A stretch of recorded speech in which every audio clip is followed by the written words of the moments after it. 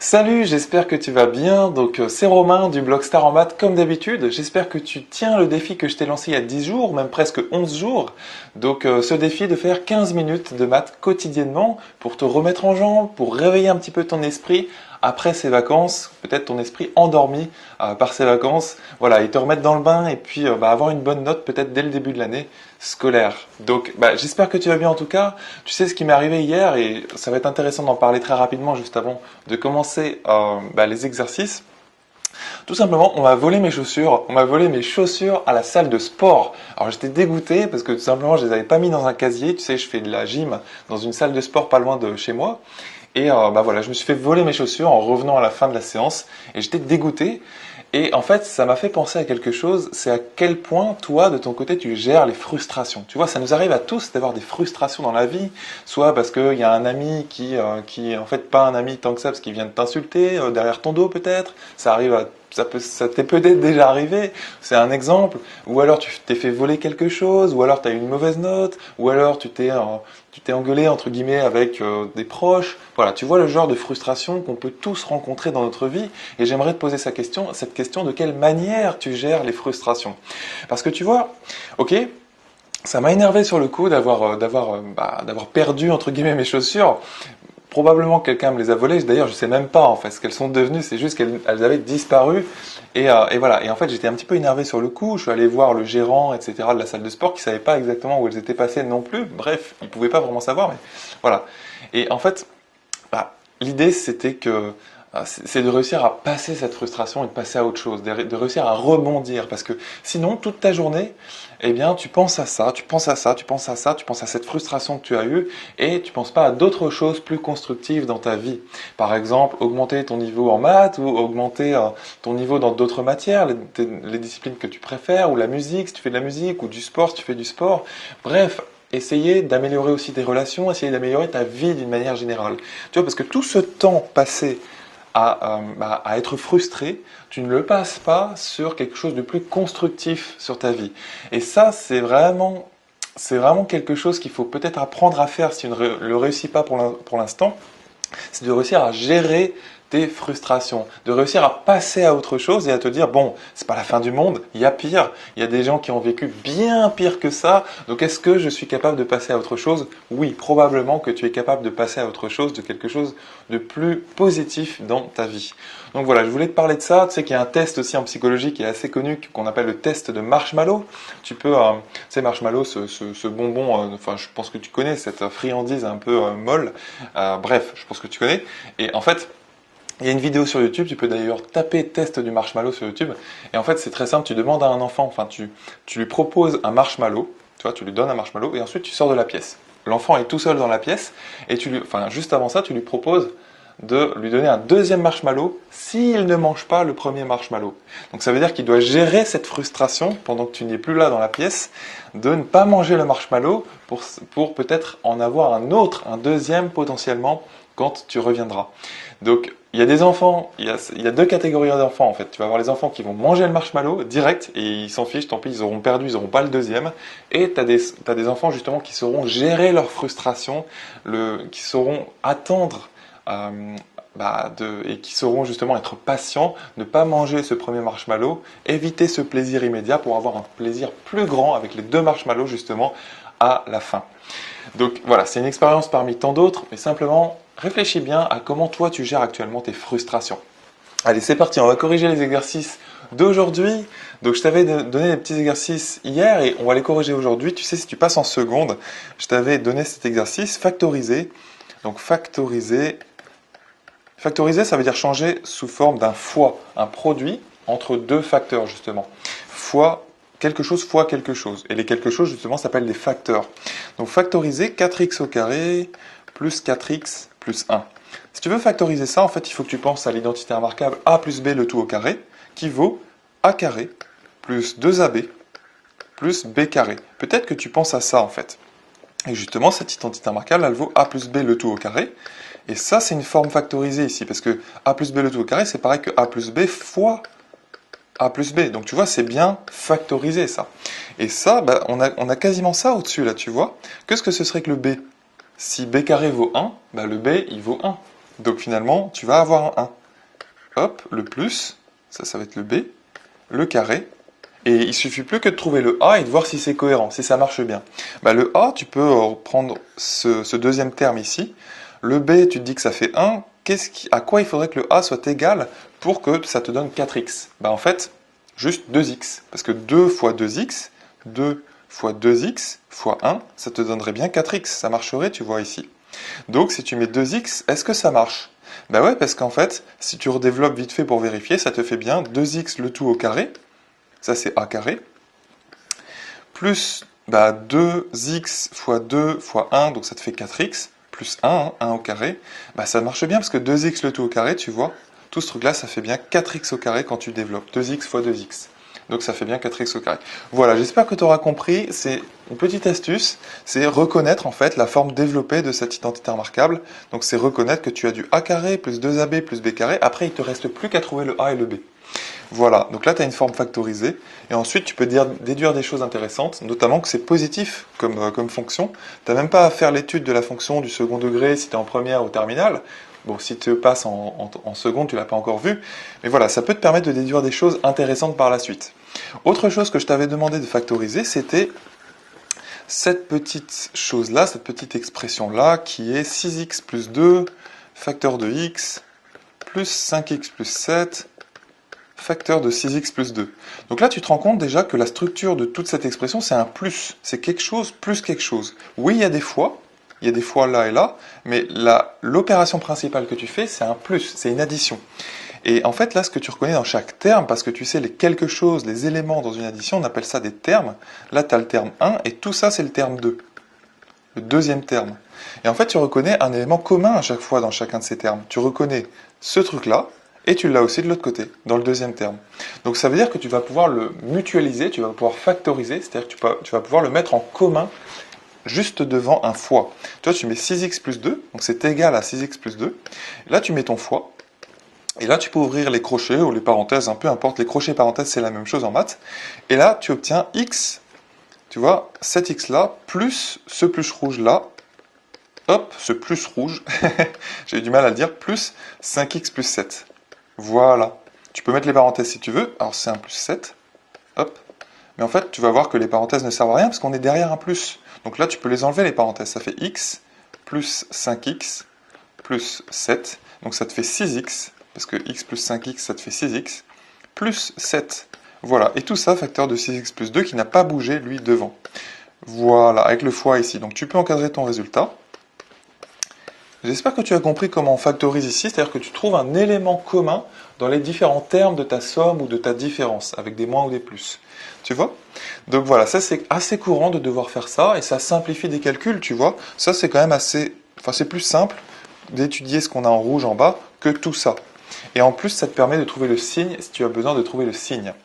Le deuxième exercice que je t'avais donné si tu passes en première, c'est celui-ci, tu as cette équation-là, 2x moins y égale 3. Toi, je vais un peu vite, parce que comme ça te fait une vidéo pas trop longue à regarder, et aussi, j'ai des exercices à te donner à la fin. Toi, il y a pas mal de choses à voir dans cette vidéo.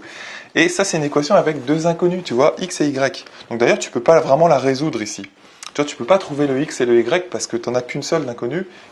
D'équation, il te faudrait deux équations pour trouver les deux inconnus. Et la question c'était, est-ce que parmi les couples suivants, lesquels vérifient l'équation? Qu'est-ce que ça veut dire vérifier une équation? Ça veut dire, est-ce que les couples qu'on te donne marchent en fait? Est-ce que quand tu remplaces x et y, les couples qui étaient donnés c'était ceux-là, quand tu remplaces x et y par 2 et 1 respectivement, est-ce que c'est bien égal à 3? Tu vois, est-ce que l'égalité est satisfaite en fait? Est-ce qu'elle est vraie? Est-ce qu'elle est vérifiée? Tout ça, ça veut dire la même chose. Tu vois, c'est des façons de dire la même chose, différentes façons de dire la même chose. Donc, je te répète la question, c'était parmi les couples suivants, lesquels vérifient l'équation? Ça pourrait être posé comme ça, parmi les couples suivants, lesquels satisfont l'équation ou lesquels font que l'équation reste vraie. Tu vois, tout ça, ça veut dire la même chose. Donc là, c'est tout simple en fait. Tu vois, les couples qui étaient présentés, c'était ceux-là. Il y en avait 3. Moins 4, 2 et 3, 3. Toi, tu fais juste ça. Tu remplaces. Tu mets 2 fois 2. Du coup, tu vois, le x, tu le remplaces par 2. Et le y, tu le remplaces par 1. Moins 1 du coup. Tu vois, j'ai gardé le 2 en bleu. Hop, c'est celui-là. Et je fais le calcul. Et ça me donne 4 moins 1, ça me donne 3 du coup. Ah ça marche. Parce que 3, c'est C'était l'équation qu'on nous avait donnée. Donc apparemment, ce couple-là fonctionne bien. Il satisfait bien l'équation, il vérifie bien l'équation. Tout ça, ça veut dire la même chose. Tu vois? Vérifions rapidement pour le deuxième. Donc là, tu fais 2 fois, et je peux remettre le moins, et tu vois, je remplace le x par moins 4. Donc là, je suis obligé de mettre des parenthèses, parce que le fois et le moins ne peuvent pas se suivre. Moins derrière 2. Ça, c'est le y que tu as remplacé par 2. Combien ça fait ça? 2 fois moins 4, ça te fait moins 8. Et moins 8 moins 2, ça te fait moins 10. Donc là, tu vois, à la fin, tu peux rajouter ça, c'est différent de 3. Donc ce couple-là ne vérifie pas l'équation. Tu vois? Et 3, 3, pareil, tu peux vérifier. Donc je remets le 2, je remets le moins. Je remplace, je peux remettre le fois aussi. Hop, je remplace le x et le y par 3 et 3 respectivement. 3, 3. Et ça donne 2 fois 3, 6. 6 moins 3, ça te fait 3. Et ça marche aussi. Tac, tac. Donc ces deux couples-là, celui-là et celui-là, vérifient bien l'équation. Ils satisfont bien l'équation. Donc, j'espère que ça te parle. Tu vois, c'est juste, c'est une question du bac. De temps en temps, on pose ce genre de questions au bac. C'est-à-dire que tel ou tel nombre, est-ce que ça vérifie l'équation qui t'est donnée au départ dans l'énoncé? Il suffit juste de remplacer en fait. Et attention, il ne faut pas mettre le égal tout de suite. Toi, ton but, c'est de savoir si c'est bien égal à 3. Tu vois? Donc tu ne mets pas le égal 3 tout de suite en fait. Voilà. J'espère que tu as compris cette petite question. Et la dernière question, c'était la suivante. Tu as un bac de paramécie. Donc chaque paramécie se divise en 3, je répète à l'oral, tous les 24 heures, c'est-à-dire chaque jour. Et au début, on a 1 million. En fait, on s'en fiche que ce soit des paramécies, ou des pièces d'or, ou des cailloux, peu importe en fait, ou des étoiles. Peu importe. Les maths, ça va être général en fait. Elles vont pas se soucier du domaine ou de la thématique.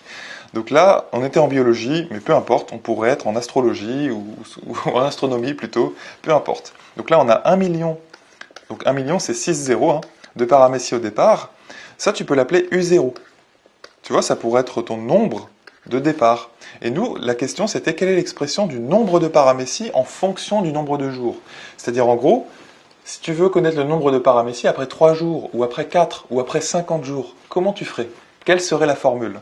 Eh bien, vu que tu sais que le nombre de paramécies, c'était ça l'information clé de l'énoncé, se divise en 3 paramécies chaque jour, ça veut dire que pour connaître le nombre de paramécies au jour 1, c'est-à-dire après 24 heures, eh bien, tu vas... il y a un petit truc qui pouvait manquer dans l'énoncé. Est-ce que ça c'était le jour 1 ou est-ce que ça c'est le jour 1? Voilà. Nous, on va imaginer que c'était le jour 0. Au jour 0, on avait vraiment 1 million de paramécies. Ça marche? Eh bien, il suffit juste de multiplier par 3, en fait, pour obtenir ton nombre de paramécies au jour 1. Donc ça fait 3 millions. Tu vois? Ensuite, si tu le veux au jour 2, c'est juste pour te montrer comment ça marche, en fait. Eh bien, il va falloir remultiplier par 3, parce que chaque paramécie ici, parmi ces 3 millions, va se diviser en 3 nouvelles paramécies. Donc, finalement, ça va te donner 9 millions de paramécies. Voilà.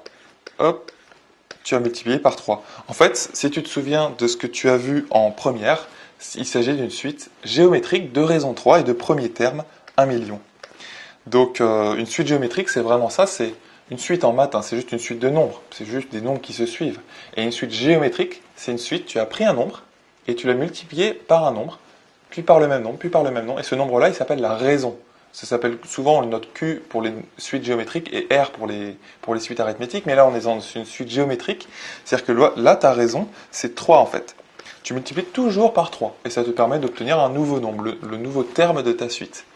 Et ça, en fait, tu connais une formule que tu as vue en première S, peut-être même en première ES, c'est cette formule-là, c'est que pour une suite géométrique, souvent on va les noter V, Vn, c'est égal à V0 fois Q puissance n. Ça, je te recommande vivement de la retenir, parce qu'en terminale, on la revoit, et c'est souvent une question au bac. Donc le V0 ici, c'est 1 million pour nous, hop, fois Q puissance n, c'est-à-dire fois 3 puissance n. Donc ça y est, là tu as obtenu finalement, donc c'est UN, dans notre cas, j'aurais dû mettre ça en bleu. Là, tu as obtenu ton nombre de paramécies de manière générale. Et pourquoi c'est en fonction de n? Parce que en fonction de, en fait, en maths, ça veut dire ça dépend de. Ça dépend de n. Tu vois bien que un ici, un, je l'avais posé comme étant le nombre de paramécies au jour numéro n. Tu vois, n pouvant être 1, 2, 3, 4, 5, 6, 7, 50, 1000, 10 000, 1 milliard. Tu vois, peu importe. Donc voilà. ici tu obtiens ta formule fonction de n. Ici tu obtiens bien le nombre de paraméties qui dépend du jour n. Et tu peux très bien maintenant faire un petit exemple, c'est-à-dire que tu pourrais très bien avoir le nombre de paraméties après 10 jours par exemple, et la seule chose qu'il s'agit de faire, que tu peux faire, c'est remplacer le n par 10, et tu obtiendras ton nombre de paraméties après 10 jours. Voilà, donc j'espère que tu as compris cet exercice. Ça ressemblait d'ailleurs à celui que je t'avais donné hier ou avant-hier, je ne sais plus, par rapport à une augmentation de 7% d'un... Oui, c'est ça, où on faisait un investissement qui nous rapportait 7% par an. Bah, c'est un peu la même chose ici. C'est une multiplication par 3 tous les jours, alors que pour l'investissement de 7% par an, c'était une multiplication, tu te souviens, par 1,07. Le 7%, il est là, par an. Voilà. Donc, n'hésite pas à comprendre ça. En fait, c'est une suite géométrique, hein, c'est tout simple. À chaque fois, tu multiplies par le même nombre. 1,07, 1,07 fois 1,07 fois 1,07.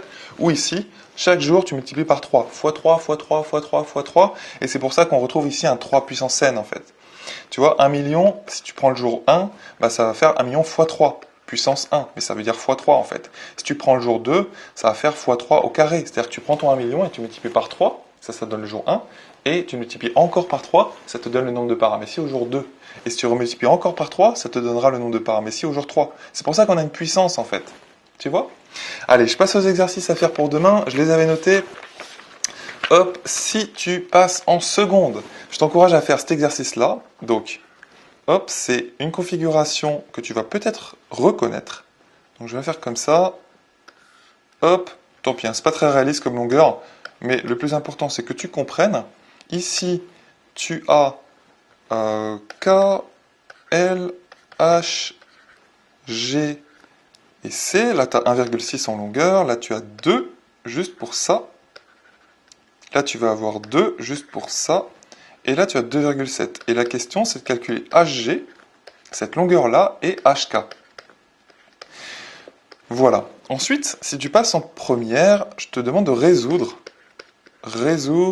1 sur x plus 1 égale moins 2 sur x moins 3. C'est pas très compliqué, ça a l'air peut-être compliqué, mais ça n'est pas très très dur. Si tu passes en terminale, je te demande de dériver, de calculer les fonctions dérivées, x sur 4, x plus 2 sur x, et enfin 1 sur x plus 3 racines de x. Voilà, de plus en plus compliqué, mais ça se fait bien quand même. Voilà, je te laisse faire ça pour demain et je te dis à demain dans la prochaine vidéo.